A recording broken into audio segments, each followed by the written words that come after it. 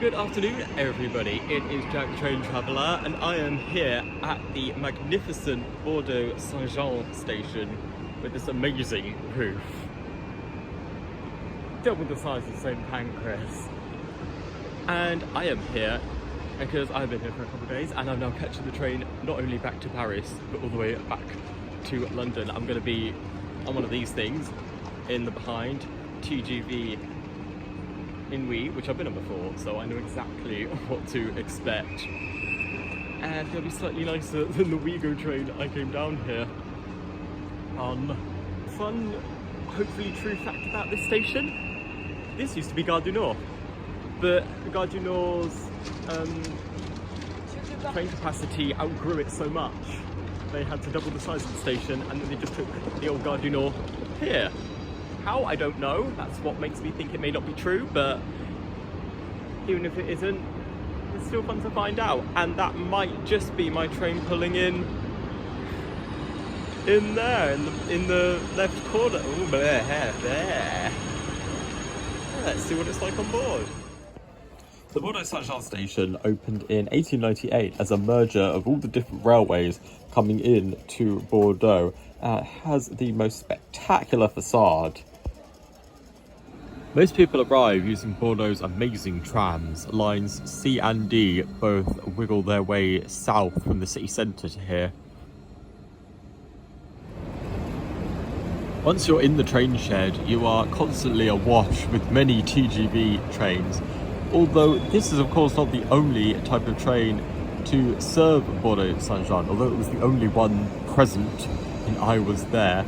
There are many regional trains, mainly going up the Cap Ferret and to Arcachon, Périgueux, La Rochelle, Angoulême.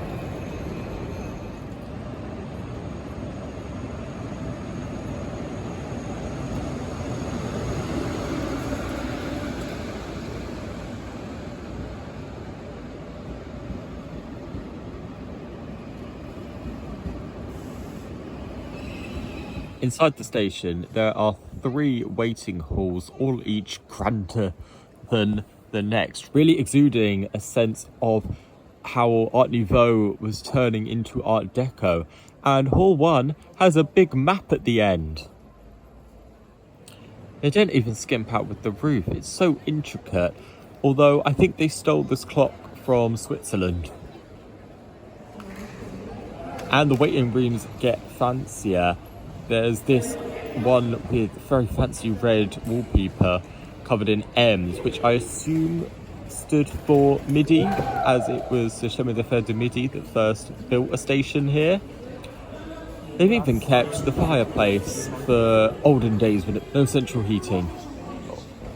And of course, because this is Bordeaux, instead of a cafeteria, they have a wine bar in the station. And there was also a little exhibition going about all the river basins in France. Of course, we're in the light blue one where the Garonne is.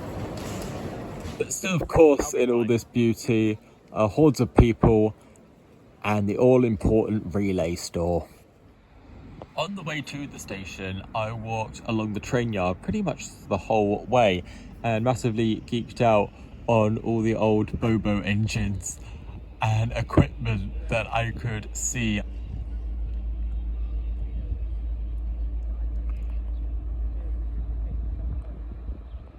Along with this regional train whizzing along to Mont-de-Marsan or wherever, who knows.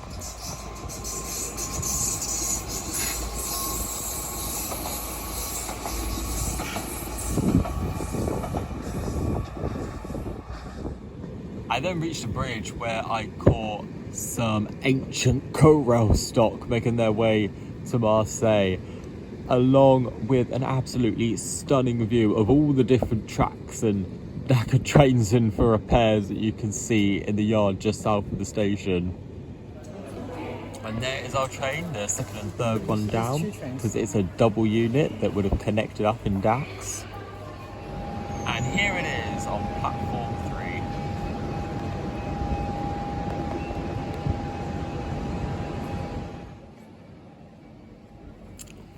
As I board the train, I longingly look to the upstairs area and then turn around and solemnly resign myself to the fact I am sat downstairs.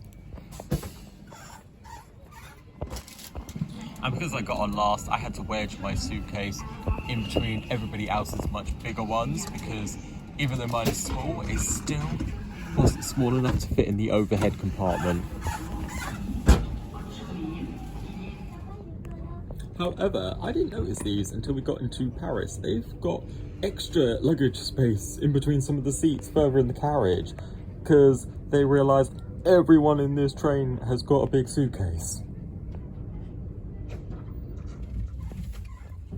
And as we pull away from Bordeaux Saint-Jean, of course, the first thing we do is head over the Garonne on a relatively new bridge that was built to expand the entrance to the station from 2 to 4 tracks in anticipation for the LGV opening in 2018.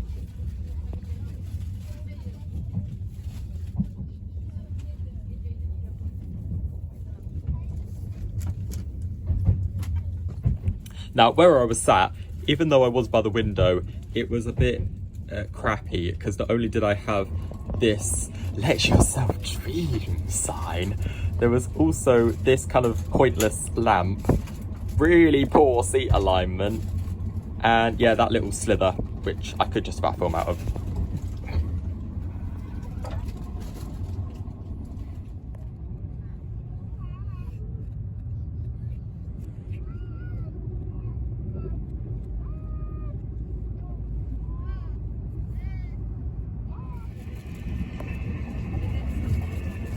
Une offre de restauration vous est proposée au bistrot TGV situé en voiture 4. Profitez du Wi-Fi en vous connectant au réseau SNCF. Leaving Bordeaux, we follow the side of the Garonne for a little bit, but it's not the prettiest view. It's a lot of industry and lorries.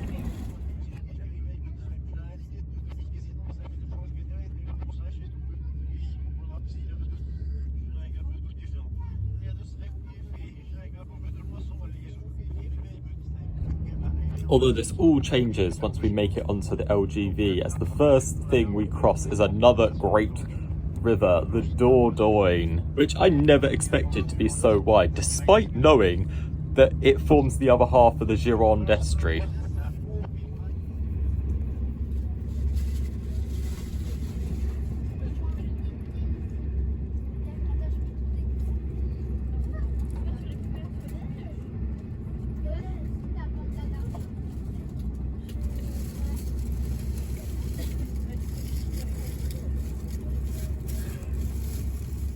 For a while, we follow the A10, which is the motorway to Paris,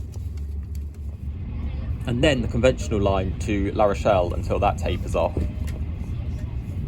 And then it is an endless array of forests with quite a diverse range of tree species, despite the fact it's hot and arid for France. With a top speed of 320 kilometers an hour, this is France's fastest railway line, which kind of makes sense with it being the newest, minus the little Montpellier LGV extension.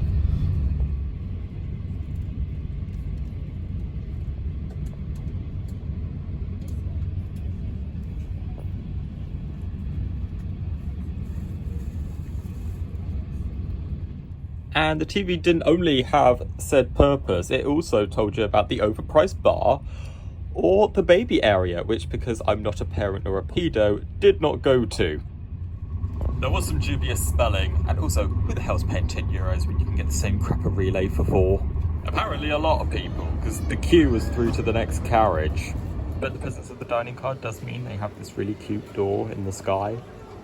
Instead of waiting in the queue, I went to the bakery beforehand and got an eclair, a quiche, and a cannelé, which is a small cake native to the Bordeaux region. It's a small, soft, chewy, little round cake flavoured with vanilla.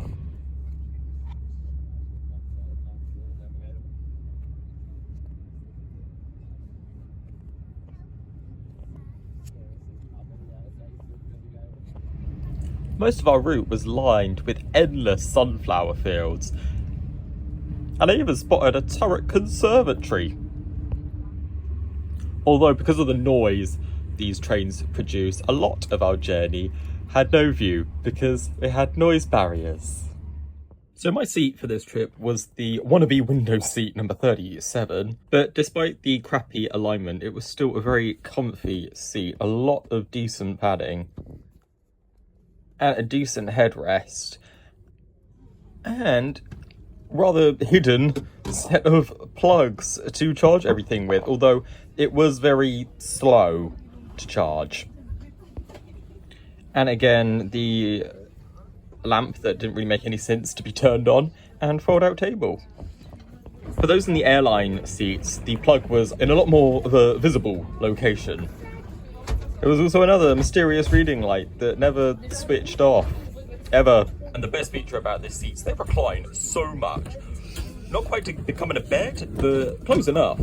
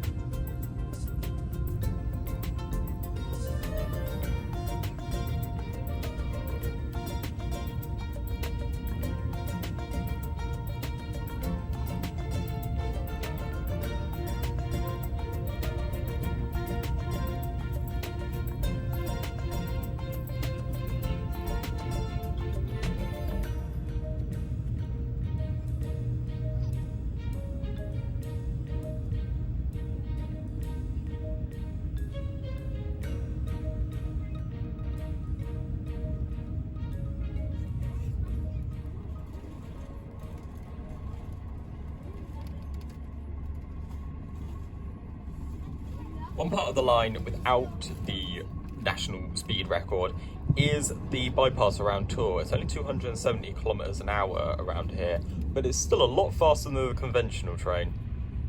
And it is here that we cross the two rivers that meet in Tours, the Cher, and then France's second most famous river, the Loire.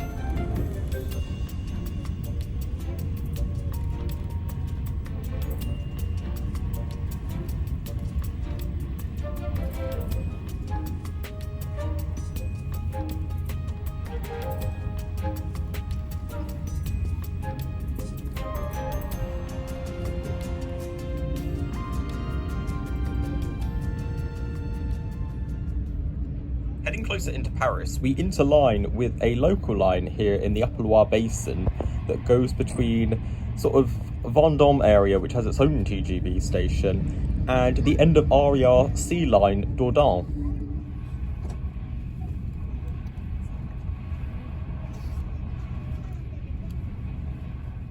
And once again, slow down, even though the speed limit here is still 300. And what's that pink thing in the reflection? Well, I filmed half of these videos on the WeGo train on the way down, because I guess I'm organised. After all the tunnels through central Paris, you get to my favourite part of this line, which, if you're going the other direction, it's the first part, you can't miss it, the metro. We're going past the depot at the moment, as this is the very southern tip of line 13, but give it a bit of time and you start seeing the trains whiz past this wall.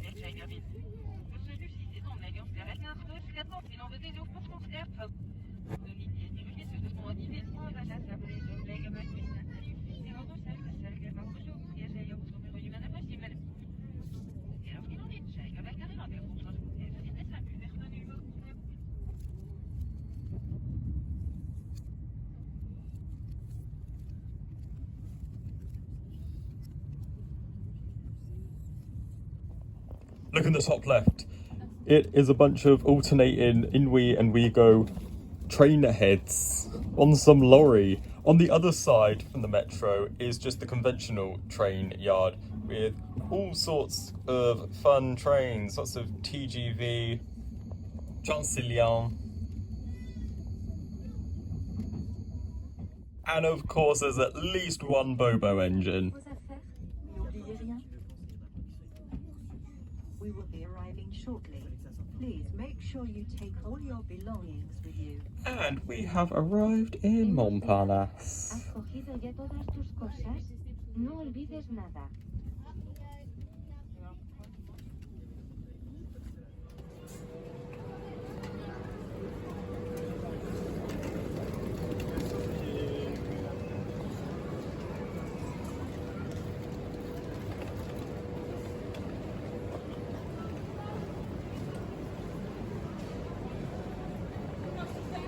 Okay, I have now made it to Montparnasse.